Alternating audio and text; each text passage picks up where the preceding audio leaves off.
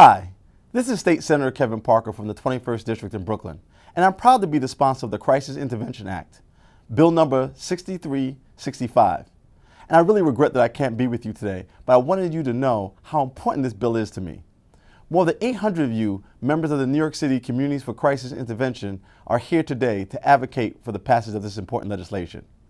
This is a compassionate and thoughtful measure is intended to save the lives and bridge the chasm between those in emotional crisis and law enforcement. In past years and in recent months, the headlines have reported the casualties and injuries and unfortunately, the fatal shootings of individuals in emotional crisis. These incidents might have been avoided had alternative measures of force been employed. Had law enforcement had the right toolkit to effect a better outcome, we would have avoided the death of a Puerto Rican artist, a husband and father residing in New Rochelle. We would have avoided the death of a finance student from Bronx Community College. We would have avoided the death of a woman facing eviction and the shooting of 2 bystanders in Times Square.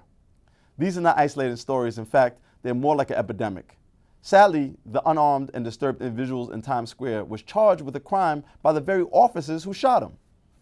Events like these are replayed far too often against the screen of our city. The incidents translate as callous and indifference on the part of our police force towards the emotional and mental state of individuals on the edge of crisis.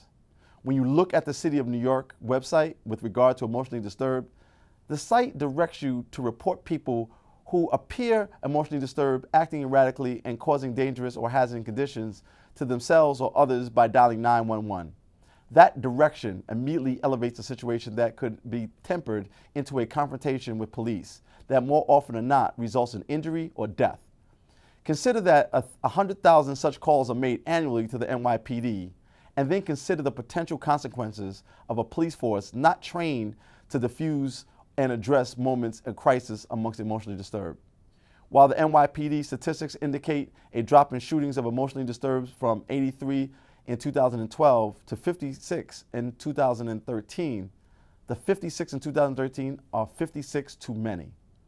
The Crisis Intervention Team bill seeks to reduce the frequency of these incidents and ultimately eliminate them altogether. This bill will create a crisis intervention program, a crisis intervention team training program, and funding resources to sustain them. I really want to thank you for your partnership in advance. This is significant legislation, and I look forward to celebrating its passage with you this coming session. Thank you so much.